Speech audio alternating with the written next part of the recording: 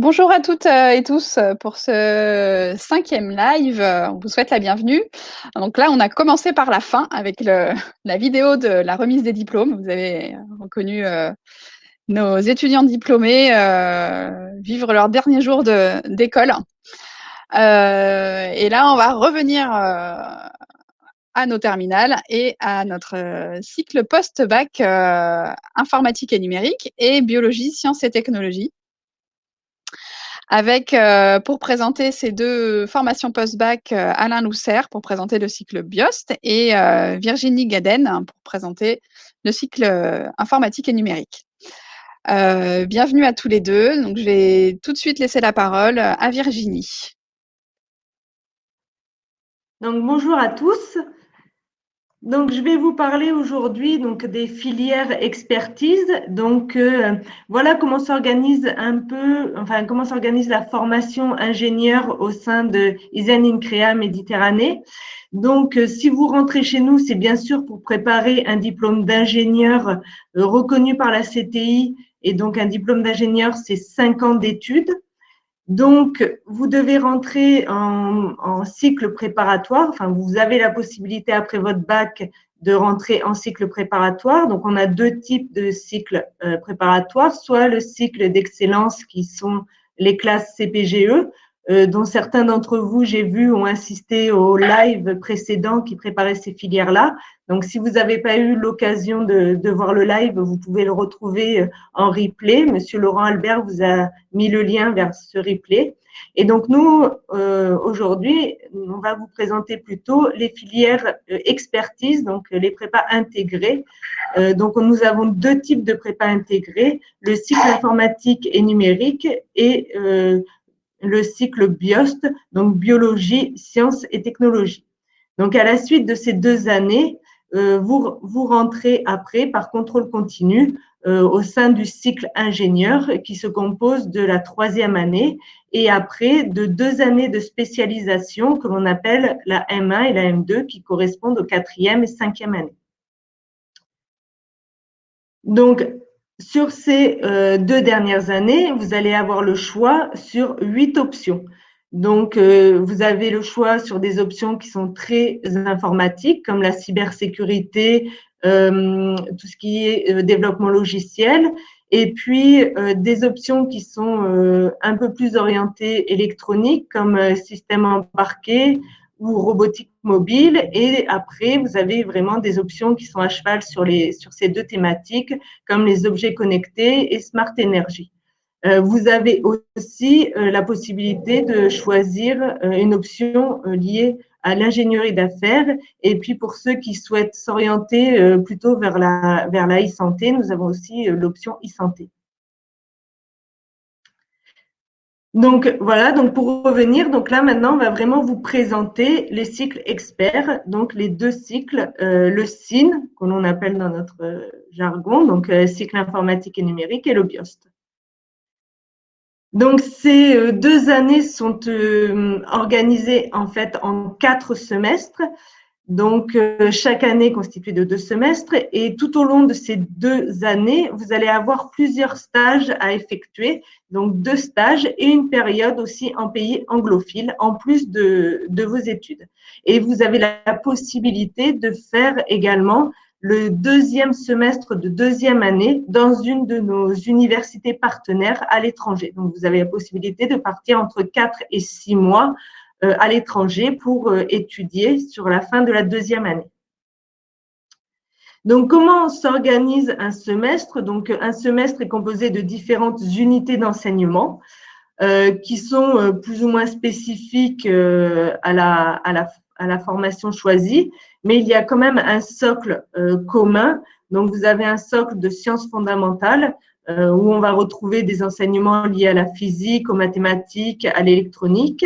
Après, vous avez des unités qui sont plus optionnelles, donc qui vont dépendre du cycle choisi. Donc, si vous choisissez le cycle informatique et numérique, vous allez avoir plus du web dev et vous pouvez aussi prendre l'option biologie, comme on verra plus tard. Et puis, si vous choisissez le cycle BIOST, donc biologie, sciences et technologies, bah, vous allez avoir un peu plus de chimie, un peu plus de biochimie, etc. Et vous avez toujours aussi une unité d'enseignement liée à l'informatique et puis évidemment, bien sûr, tout ce qui est lié aux sciences humaines, économiques et sociales, donc avec un socle de langue, donc de l'anglais et une LV2 obligatoire, et puis du sport et du français. Donc, il est nécessaire de valider chaque semestre. Donc, en fait, la validation d'un semestre se fait par l'obtention d'une moyenne au moins de 10 à chaque unité d'enseignement. Et donc, pour valider un semestre, il faut que toutes les unités d'enseignement soient validées. Alors, comment va se faire le contrôle des connaissances? Donc, il y a une partie de contrôle continu, donc qui est liée au devoir surveiller sur table tout au long de l'année. Et puis, vous avez à chaque fois, à chaque fin de semestre, une session d'examen qui reprend toutes les notions vues dans le semestre. Et puis, en cas d'échec, évidemment, vous avez une session de rattrapage. Donc, pendant ces 2 années, vous allez être aussi sujet à faire des stages. Donc, vous avez un premier stage associatif à faire de 15 jours en première année, en fin de première année, et un stage métier, ou anciennement appelé le stage ouvrier, en deuxième année, donc qui est un stage d'1 mois. En parallèle de ces 2 stages, vous êtes obligé de faire un séjour anglophile d'au moins 1 mois donc, dans un pays étranger. Donc, vous pouvez très bien aussi coupler le stage métier avec le séjour anglophile. Comme ça, ben voilà, vous couplez les deux et vous partez qu'un seul mois en été. Et donc, après, donc, sur ces 3 premières années, vous avez aussi ce que l'on appelle des prises d'initiative et des prises de responsabilité, où là, ce sont des investissements au sein des associations de l'école ou dans une association extérieure à l'école. Donc, je vais laisser la parole à Monsieur Lousser pour présenter le cycle biologie et sciences et technologies. Merci Virginie. Le cycle biologie, sciences et technologies, bien entendu, est plus adapté pour les gens qui ont plus d'appétence pour la SVT ou le côté biologie, hein, le côté informatique étant le SIN. Donc, bon là, vous voyez une salle de TP, alors pas spécialement bio, hein, on verra au fur et à mesure. Comment sont réparties justement les différentes matières en fonction de l'année. Donc vous voyez qu'il y a quand même, bien que l'on dise que ce sont des cycles d'expertise, que ce soit informatique ou biologie, donc même au niveau biologie, il y a effectivement, si on compte chimie, agro et biologie, il y a à peu près un quart des enseignements qui se font dans ces matières, donc qui vous permettent de vraiment pouvoir continuer dans les matières qui vous plaisent. Mais il y a une grosse partie encore en mathématiques, physique, sciences de l'ingénieur. Il ne faut pas oublier que c'est un diplôme d'ingénieur et qu'en tant que tel, il faut avoir un niveau scientifique important. Il y a une partie aussi importante sur la communication et les langues, hein, la formation humaine qui est très importante au sein de l'école, et puis le niveau d'anglais qui est nécessairement un petit peu élevé puisque la CTI recommande d'avoir à minima le niveau B2 et préconise le niveau C1 qui est un niveau quand même relativement élevé. Donc il ne faut pas du tout passer sur le niveau d'anglais. Et c'est pour ça d'ailleurs qu'on vous a rajouté les stages anglophiles hein, pour que petit à petit vous puissiez progresser. Vous avez 5 ans pour progresser, mais il faut progresser. Quelques chiffres. Dans la filière BIOST, en école d'ingénieur, hein, donc il y a, c'est vraiment à l'unité près, il y a 50% de filles, 50% de garçons. On ne pouvait pas faire mieux pour la mixité. Je pense que les autres filières auront plus de mal pour poursuivre parce que là, c'est vraiment tombé pile. En ce qui concerne les bacs, alors cette année, ça sera un petit peu différent puisqu'on n'a plus une dénomination, il y a des options. Donc c'est plus en fonction des différentes options que vous avez. En gros, on l'a déjà dit, mais on pourra revenir dessus si vous avez des questions spécifiques. Du moment que vous avez malgré tout des matières scientifiques, hein, du style maths et matières scientifiques, il n'y a aucun souci pour entrer. L'année dernière, la répartition STI2D, STL, Bac S, c'était à peu près celle-là. Alors STI2D, je crois que c'était plus. Mais bon, vous voyez, il y a quand même beaucoup de Bac S, et puis il y a des possibilités pour les STI2D et les STL sans aucun problème. Voilà, donc je redonne la parole à Virginie pour le cercle informatique et numérique. Merci. Donc, je vais répondre déjà à deux questions du chat avant de passer à la présentation du cycle informatique et numérique. Donc, on a une question de peut-on rejoindre l'expertise SIN si on fait une CPGE Excellence? Donc, en fait, ce sont des formations qui sont parallèles, hein. C'est les 2 premières années post-bac. Donc, en fait, on choisit après son bac soit de suivre un cycle informatique et numérique, soit de poursuivre en CPGE, soit de suivre une CPGE. Après, tout le monde se rejoint en fait en 3e année. Donc, pour après le cycle ingénieur. Donc, ce sont vraiment deux formations en parallèle. Voilà. Donc, il n'y a pas réellement, après, à la marge, c'est vrai qu'on peut toujours voir pour une passerelle, mais c'est pas, voilà, c'est pas l'objectif de ces deux formations. Après, voilà, oui, il y a toujours des examens de fin d'année, hein, donc, pour valider chaque année, il y a des examens. Ça passe par une session d'examen. Donc, on va revenir donc sur la présentation du cycle informatique et numérique. Voici le programme de ce cycle. Donc, comme le disait Monsieur Lousser, évidemment, il y a une grosse partie et la moitié du programme qui sont liés à la physique, sciences de l'ingénieur et aux mathématiques, puisque ce sont les sciences fondamentales pour devenir un ingénieur.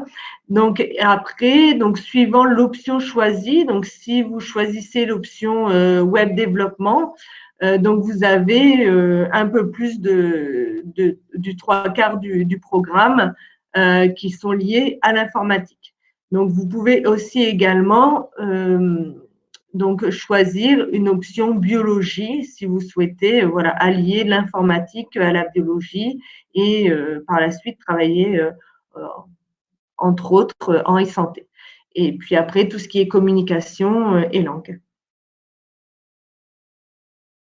Alors, donc la LV2 est obligatoire et vous n'êtes pas obligé de poursuivre avec celle que vous avez choisie au lycée et au collège. Donc, en termes de LV2, vous avez le choix entre du japonais, du chinois, du russe, de l'allemand, de l'espagnol, de l'italien. Voilà, je crois que c'est à peu près tout, j'en ai pas oublié. Donc, vous pouvez très bien changer de LV2, il n'y a pas de souci. Et tous les cours de langue se font par groupe de niveau. Donc, vous êtes testé en fait en début d'année et puis vous êtes répartis en groupe de niveau. Donc, pour les LV2, vous êtes mélangés avec toutes les promotions de l'école. Donc, vous pouvez vous retrouver avec des 3e, des 4e années, voilà, en langue, en 2e langue. Donc, voici un peu le cycle informatique et numérique en quelques chiffres. Donc, vous voyez qu'il y a quand même beaucoup plus de garçons que de filles, hein. On n'est pas à la répartition du BIOST. Donc, cette année, on n'a que 12% de filles pour 88% de garçons. Donc, cette année, on avait une promotion de 103 étudiants. Donc, il faut savoir que les cours magistraux se font en amphithéâtre, mais ils sont très peu nombreux et qu'après, la plupart des enseignements se font en petits groupes, en groupes de 24, voilà, afin de vous accompagner au mieux dans toutes les matières scientifiques et même que ce soit la SHES, voilà, l'anglais, ça se fait par petits groupes de 24. Donc, l'origine de nos étudiants, il y a quand même 76% anciennement bac S et on accueille aussi 24% de bac STI2D. Et puis, pour l'origine de nos étudiants, donc on en a 45% qui sont de l'aire toulonnaise, mais donc vous voyez une grande partie proviennent soit des Bouches-du-Rhône ou d'autres départements. Donc en fait, il y a aussi énormément d'étudiants qui habitent dans les résidences universitaires qui sont proches de l'école et voilà, qui viennent d'horizons et géographiquement différents de l'aire toulonnaise. Donc, comment rentrer dans ces deux filières? Donc, évidemment, il faut s'inscrire sur Parcoursup et passer le concours Puissance Alpha. Donc, sur Parcoursup, vous choisissez comme vœu le concours Puissance Alpha. Et une fois que vous avez choisi le concours, après, vous choisissez, donc c'est un sous-vœu, vous choisissez l'école et la formation souhaitée. Donc, en sous-vœu, vous pouvez mettre plusieurs sous-vœux et plusieurs écoles également, puisque le concours Puissance Alpha vous permet de rentrer, enfin, ou de préparer votre entrée dans plus de 13 écoles d'ingénieurs. Donc, cette année, le concours Puissance Alpha, c'est essentiellement une étude de dossier, puisqu'il n'y aura pas d'épreuve écrite en fin d'année. Donc, voilà, c'est essentiellement sur dossier cette année le concours. Écoutez, je vous remercie pour votre attention. Donc, nous restons disponibles pour répondre à vos questions. Donc, j'ai vu passer quelques questions, donc notamment sur les domaines enseignés en physique. Donc, en physique, en fait, on va revoir, c'est beaucoup de mécanique, tout ce qui est ondes et signaux physiques. Et puis de l'électronique aussi, bien sûr. Voilà, ce sont les grandes notions physiques qui vont être abordées. Donc oui, si vous avez jamais fait de japonais, tous les ans, il y a énormément d'étudiants, voilà, qui débutent le japonais, hein. Et ça, il n'y a aucun souci. Vous pouvez prendre le japonais dès la première année. Donc,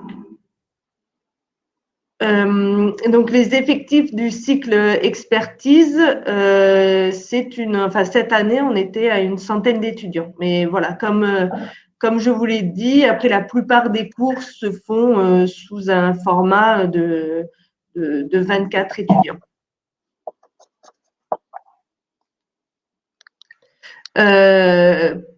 Donc, je vois une question, peut-on récupérer un cycle L3 après le cycle expertise? Donc, je ne sais pas ce que vous entendez comme cycle L3. Est-ce que c'est un cycle licence ou est-ce que… en fait, il faut savoir qu'avec les cycles expertise, vous validez des ECTS. Donc, les ECTS, ce sont les crédits européens et qui ont une équivalence dans toutes les universités, que ce soit française ou européenne.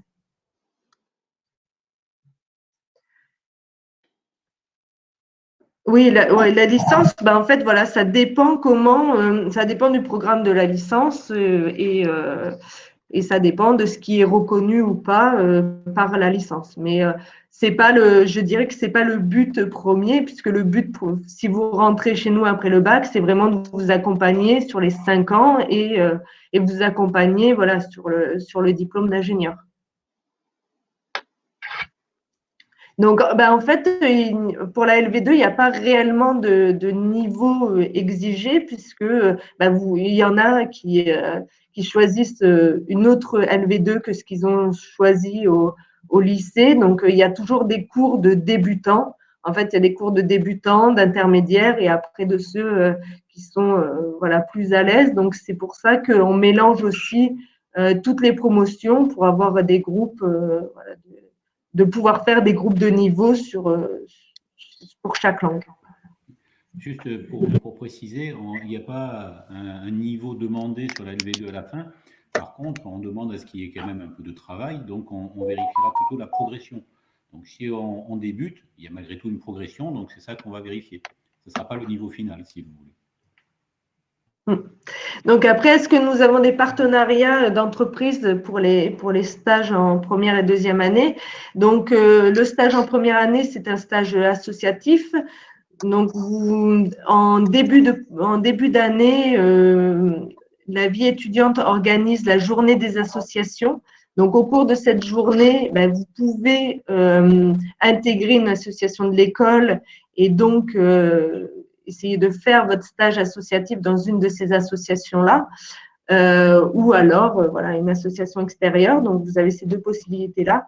Et puis, pour le stage métier, il y a aussi le service international qui envoie assez régulièrement des mails avec des annonces si vous souhaitez le faire à l'étranger. Voilà. Donc, oui, il y a toujours, enfin, voilà, il y a toujours un accompagnement pour ces stages. Alors oui, le Burger King, il est bien à côté de l'école. Ça vous permet aussi de vous repérer par rapport à l'école. Mais bon, je ne vous conseille pas de manger pendant les 5 ans à Burger King. Il y a aussi le Resto U qui est juste à côté de l'école pour que ça soit sur le campus de Toulon. Il y a aussi le restaurant universitaire où nos étudiants peuvent aller se restaurer et où c'est quand même un peu plus diététique que Burger King.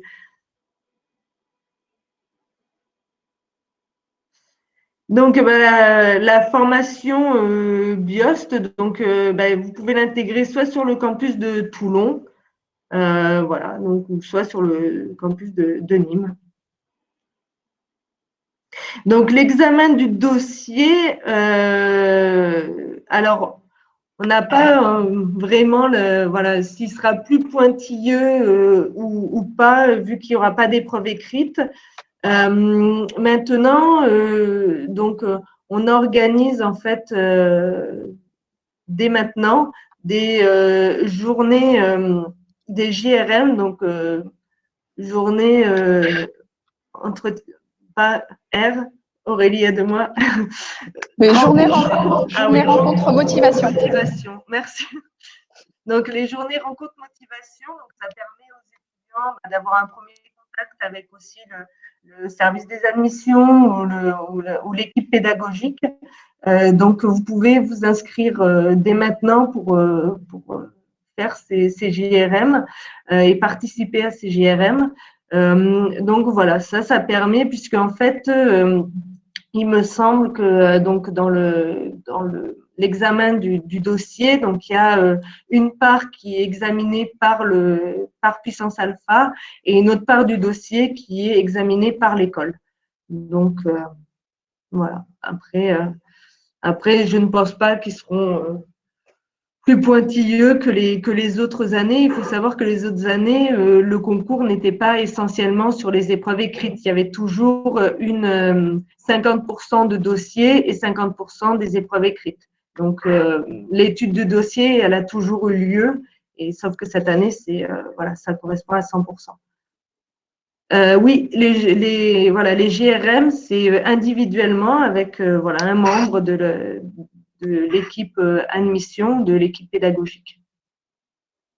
Oui, ils se font par visio. Donc, vous vous inscrivez sur la plateforme. Donc, Monsieur Béranguier vous a mis le lien et voilà, c'est par visio. C'est sous Teams et c'est par visio. Donc, vous pouvez prendre un rendez-vous dans la journée, là, jusque 17h. Vous avez encore 1h30 pour prendre des rendez-vous avec des conseillers de l'école qui pourront répondre à toutes vos questions. On voit que vous en avez énormément et on arrive au terme de ces 30 minutes sur les cycles BIOST et SIN. N'hésitez pas à prendre rendez-vous. On est là pour vous répondre et pour vous aider dans votre orientation. Voilà, je pense que ce sera le mot de la fin. On va vous remettre une petite vidéo sur la vie étudiante qui est aussi très importante quand on est étudiant.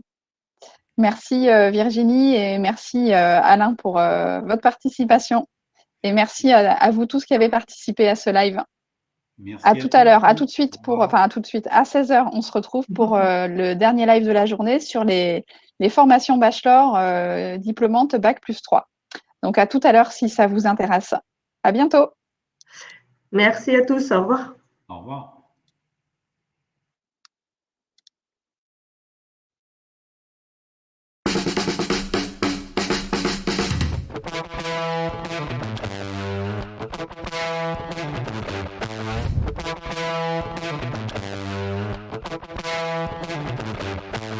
Ça veut dire quoi, vie étudiante? La vie étudiante, c'est on les intègre et puis on leur permet d'avoir une vie à côté des cours. En fait, le plus important, c'est pouvoir intégrer un gros esprit d'équipe au sein de l'école et ressortir avec de beaux souvenirs et même des amis pour la vie, on sait jamais. Combien d'associations et clubs à l'école? Beaucoup. Non.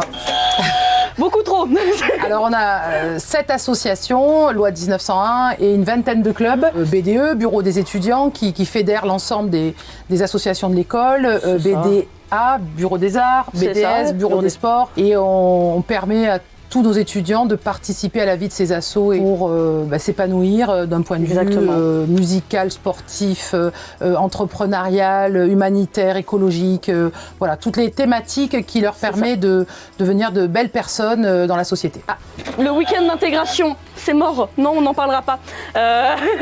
Alors, non, week-end d'intégration, c'est un des meilleurs moments de début d'année. C'est le week-end où en fait, on est tous ensemble, où on apprend à se connaître. Enfin, c'est vraiment le moment de partage le plus intense de l'année. Est-ce obligatoire de choisir une asso? Non, absolument aucune obligation. Non. La vie associative au sein de l'école, c'est l'occasion de prendre des engagements, avoir des prises d'initiative, s'intégrer dans une association, c'est l'occasion de travailler en équipe, de savoir gérer des conflits, de savoir gérer des projets, de communiquer avec les autres. Donc il n'y a pas une obligation, mais c'est vivement recommandé. Les moments forts de l'année. Ouf. La journée des associations, évidemment, où on présente à tous les étudiants la vie associative de l'école. C'est le moment où nous, associations, on est là pour recruter les jeunes. Donc la journée de remise des diplômes, c'est un aboutissement pour tout le monde. Et on partage un super moment avec les familles, les étudiants et tout le corps administratif, professoral de l'école. Un truc qu'on a oublié, c'est la soirée de gala. Toutes les filles, elles sont en jolies robes, elles sont tout beau en costume. Alors ça, c'est secret. Vous pourrez voir le directeur danser.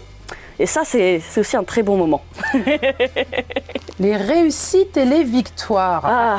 La plus belle réussite qu'une école d'ingénieurs puisse avoir, c'est de savoir que l'employabilité de nos étudiants frôle les 100%. La plus grande victoire qui symbolise beaucoup de choses, c'est déjà intégrer l'école. Ça m'a montré que j'avais les capacités d'intégrer une école d'ingénieurs et de pouvoir réaliser le métier que je souhaite faire plus tard.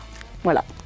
Ça, c'est une belle victoire. Les plus des campus. Ah, ça rime. Que ce soit pour notre campus de Nîmes, de Marseille, de Toulon, les 3 campus sont idéalement positionnés, proches de toute commodité, pour que nos étudiants aient accès au transport en commun, au logement, au commerce, à la restauration qui est très présente. Si on parle un peu de l'intérieur des campus, on a quand même des salles extrêmement bien équipées. On a des Fab Labs, un Fab Lab à Nîmes, un Fab Lab à Toulon.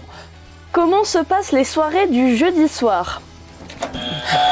Madame, je vais vous demander de vous boucher les oreilles. Plus sérieusement, on a vraiment donc le BDE, Bureau des étudiants, on en parlait tout à l'heure, qui organise, qui met en place tout ce qui est possible. Ça peut être des soirées plus calmes ou alors des soirées plus dansantes. Pour les sportifs et les musiciens de haut niveau, il y a effectivement des aménagements d'emploi du temps. On leur permet d'avoir un équilibre entre leur engagement sportif musical et leurs études. Évidemment qu'on les accompagne.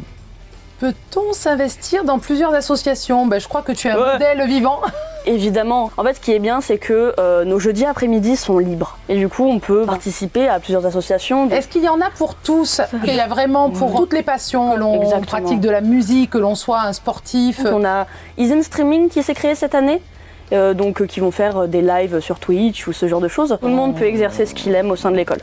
Ton meilleur moment? Vas-y, je te laisse. Oula, il y en a plein. On avait fait une journée d'intégration pour les premières années entre nous. On était partis sur l'île de Porquerolles. Ça, c'était magnifique, des paysages à couper le souffle. Les amitiés que j'ai liées ce jour-là, elles sont encore d'actualité, donc Comme quoi, ça sert toujours. Le meilleur moment, ça reste pour moi la remise des diplômes. De voir aboutir des étudiants qu'on a intégrés Tout ça. petits, après le bac, En post-bac, oui. ingénieurs, accompagnés de leur famille, de leurs copains. Toutes les personnes qui leur sont chères dans leur vie. Et finir par la soirée de gala.